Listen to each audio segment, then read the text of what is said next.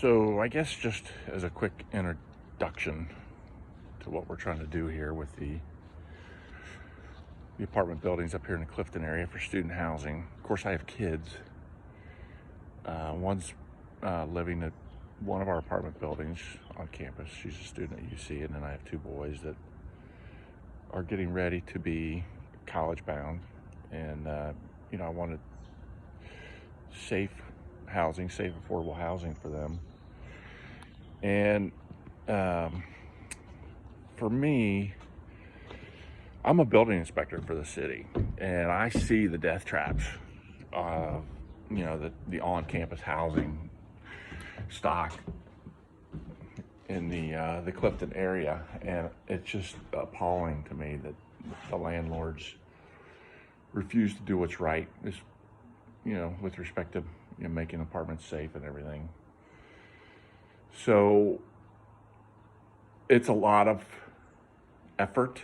It's a lot of headache. It doesn't really pay off money-wise in the short term. It will long term, I'm sure. But when I buy these two families or these multifamilies, and it really will only make financial sense long term if they're two families or more, a single family home to do what we did. It just wouldn't create enough revenue to be able to pay for the work that we do to these houses. So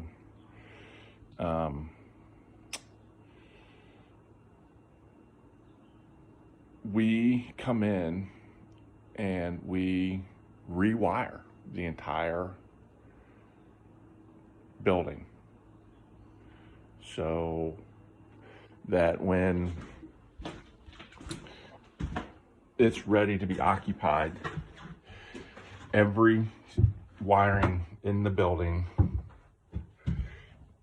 is brand new. It's brand new wiring. So what we did was, we brought in a new service, all new wiring throughout the house.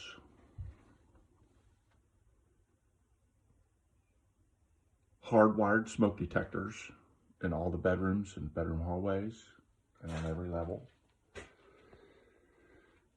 And we provide free internet service to all of our tenants because we have a security system in all of our units, and we want to make it accessible to the tenants and maybe the parents. We're contemplating that. There's some legal issues with respect to that, but we just, our goal is safety, right? Safe housing. And then we come in and the other furnaces were functioning, but they just, they were older, and we want, high efficient furnaces. So we got a level 1 heating and air conditioning unit, and then a level 2 heating and air conditioning unit. And then the other thing is, the sanitation part of it. And, we ran all new water lines throughout the building from the start. Here's the meter coming into the house. It is a copper line. In the house we did last year, Marshall, there was a lead line coming in. We paid to have the plumber replace the lead line with copper. This one is copper. Yeah, copper coming in. But from here up, it's all new, brand new water lines. So this will feed the first floor. This will feed the second floor. This will go over and pick up a hot water heater for the first floor. This will go up and pick the hot water heater up for the second floor.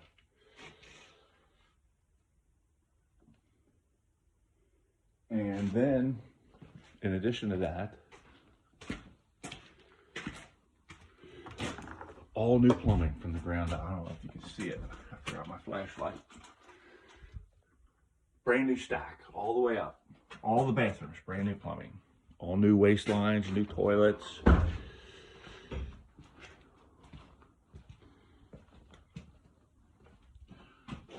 New plumbing, professionally done by a professional plumber.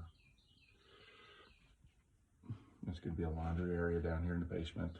We'll get this place all cleaned up. New water heaters, expansion tanks. And then all of the doors in the bedrooms, all the bedroom doors and all of the egress doors, this rear door and then the front door, and then the doors going into the individual units, they're all going to have smart locks on them. And, you know, we can trace if there ever is a safety issue. You know, we could go back and see who accessed what areas. I don't foresee that being a problem. Dean and I do a pretty good job screening the tenants, interviewing them, talking to the parents. And the fact that, you know, the bedrooms are secure, we want safe housing for the students. That is our goal. So we're painting up the exterior here. Got that lift. And then you can see there, that's going to be a light there. There's going to be a light over here on this wall, shine in the back here. See the camera there? There's a camera in the rear, right there. You see another one in the front there. Then there's one showing in the front yard. And there's one showing the front porch, and then there's one around there. It's hooked up to the internet, so we can monitor it. Right? And then all this is also going to get paved. So this is going to be a parking lot. So my guess is that you could probably squeeze 6 vehicles if you played musical chairs, maybe with the driveway, but comfortably 5, maybe. You know, if you go 1, 2, 3, 4, 5, 4, 5. I don't know, it'd be close. 4 definitely, without playing musical chairs.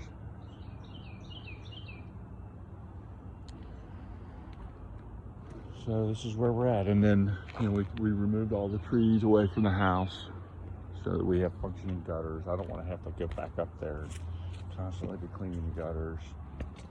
Trimmed all the trees away. This place was completely overgrown. You can see all the trees.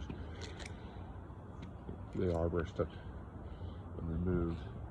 He took away a lot of it. He just, you know, gave me a deal if we were able to put the rest of it back here. He said it'll kind of disappear over the next couple of years. So, and really, you know, the number one issue with any housing, especially old stock housing, is water. And that, you know, at the Marshall house, I rerouted all of the downspouts to make sure that we didn't have any water issues, especially since the basement was finished. Now this property, we're not having a finished basement. I still don't want water though. So, you know, we repaired all the downspouts, got all the box gutters cleaned out and repaired. And, you know, the basement is dry now. So we do have a little bit of settling. I'm sure it was a result of water issues getting down along the foundation here. So this back corner has kind of settled. And you'll notice it when you're in this area. And if you're in this bedroom, the ensuite bedroom here, you'll notice that it'll be settled here. We had to reframe the window there. We still have to trim that out.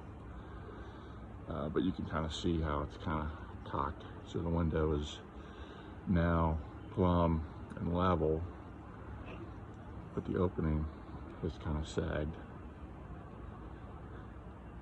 But I don't see any active movements anymore. So we shall see. But that, you know, the goal is safe housing. Even if it's at the expense of cash flow or profit or whatever, I think long term it'll pay dividends.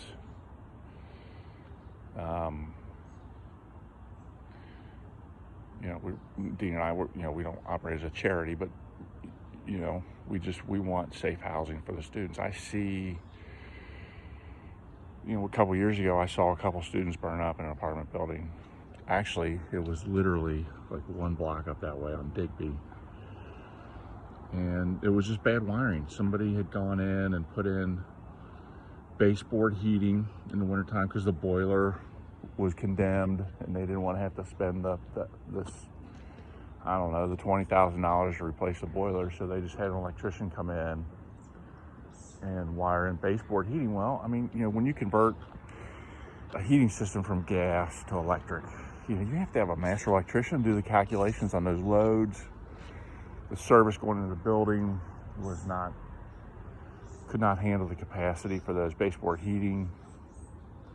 And then, on a cold winter day, it just overheated, and it caught fire. Killed, I think, 3 students, and it was a tragedy.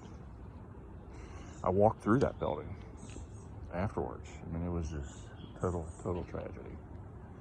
I don't want to have to deal with that. So that's kind of our vision, and that's kind of what we're trying to accomplish here. So this will be ready August 1st. I know it doesn't look like it's going to be ready August 1st, but the drywallers are hard at work. They'll be working to start around 10 o'clock. And cabinets are going to go in at the end of this week, hopefully. Get everything measured. We'll call the plumber back to put all the new plumbing fixtures in. So it'll be ready. One way or the other, it will be ready. I think that's about all I have.